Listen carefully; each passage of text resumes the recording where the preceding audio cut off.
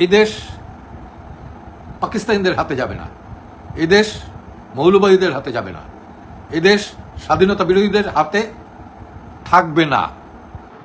আসসালামু আলাইকুম প্রিয় দেশবাসী, সহকর্মী, সহযোদ্ধা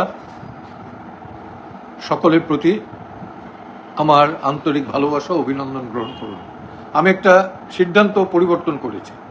সেটা হলো যে সম্প্রতি আপনারা জানেন যে আইসিটিতে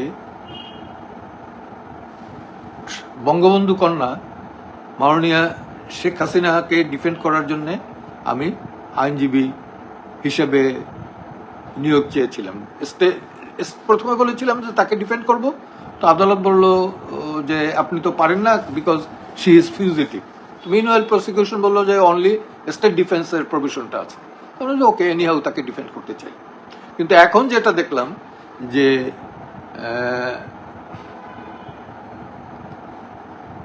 মাননীয়া শেখ হাসিনারও এই আদালতের প্রতি আস্থা নাই, এবং বিশেষ করে আমার বন্ধু, সহযোদ্ধা, সহকর্মী এবং রাজনৈতিক ভাবে আমরা পরস্পর স্বাধীনতার পূর্ব থেকেই জড়িত অ্যাডভোকেট ফজলুর রহমানের বিরুদ্ধে এই আদালত একটি আদালত অবমাননার মামলা আনয়ন করেছে।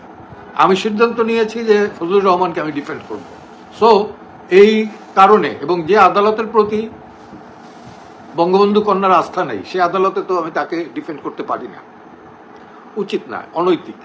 তো সেই কারণে আমি ফর্মালি, যদিও আমি অ্যাপয়েন্টমেন্ট পাইনি, পেলে পরে তাকে ফর্মালি জানাবো, আর না পেলে পরে এখান থেকে জানিয়ে দিলাম যে আমি আদালতে অন্তত বঙ্গবন্ধু কন্যার পক্ষে বা তাকে ডিফেন্ড করার জন্য দাঁড়াবো না। যা হবার হবে, দেখা যাবে। এখন বলতে পারেন যে আস্থা, বিচার বিভাগের প্রতি আস্থা আছে কিনা, এটা জনগণের কাছেই আমি ছেড়ে দিলাম। জনগণ দেখেন কতখানি আস্থাশীল বিচার বিভাগের প্রতি। আর এই বিচারটা তো আন্তর্জাতিকভাবে, বঙ্গবন্ধু কন্যার যে বিচারটা হয়েছে এই আইসিটিতে, এটার প্রতি আন্তর্জাতিকভাবে কিন্তু যারা গত 16 বছর যাবৎ আওয়ামী শাসনের এবং বঙ্গবন্ধুর কন্যার বিরোধিতা করেছে, তারা সেই হিউম্যান রাইট ওয়াচ এবং অ্যামনেস্টি ইন্টারন্যাশনাল সহ বহু আন্তর্জাতিক সংগঠনই তাদের মতামত ব্যক্ত করেছে। আর আদালতে যদি আমি প্রপার ওয়েতে নির্বিঘ্নে ডিফেন্ড না করতে পারি, তাহলে তো সেখানে আইনজীবী হিসেবে নিয়োজিত হয়ে কোনো লাভ নেই। আর আরেকটা কথা বলি যে যত কিছুই হোক, আমি অ্যাডভোকেট ফজলুর রহমানকে ডিফেন্ড করব, এটা তাকেও আমি বলেছি এবং তার পাশে থাকবো। শুধু এইটা নয়, সে মুক্তিযুদ্ধের বিরুদ্ধে এখন পর্যন্ত কোনো কথা বলে নাই। সে আমার চেয়েও কঠিন, আমার চেয়ে কেন, অনেকের চেয়ে কঠিন এবং অনমনীয় মুক্তিযোদ্ধা। মুক্তিযুদ্ধের প্রশ্নে সে কখনো কোনো আপোষ করে নাই। সেই আপোষহীন নেতা, যদিও আরেক দল করে, আমি যদিও কোনো দল করি না, তো তাকে আমি ডিফেন্ড করার জন্য এগিয়ে যাব। আর আপনারা কেউ ভুল বুঝবেন না। শোনেন, আমি তো মানুষ, সাধারণ মানুষ, আমার সিদ্ধান্ত ভুল হতে পারে, কিন্তু আমি পারচেজেবল কমোডিটি না, বিক্রয়যোগ্য পণ্য আমি না, কোনো প্রকারের পণ্য না। আমি যেটারে সঠিক মনে করেছি সেটাই করেছি।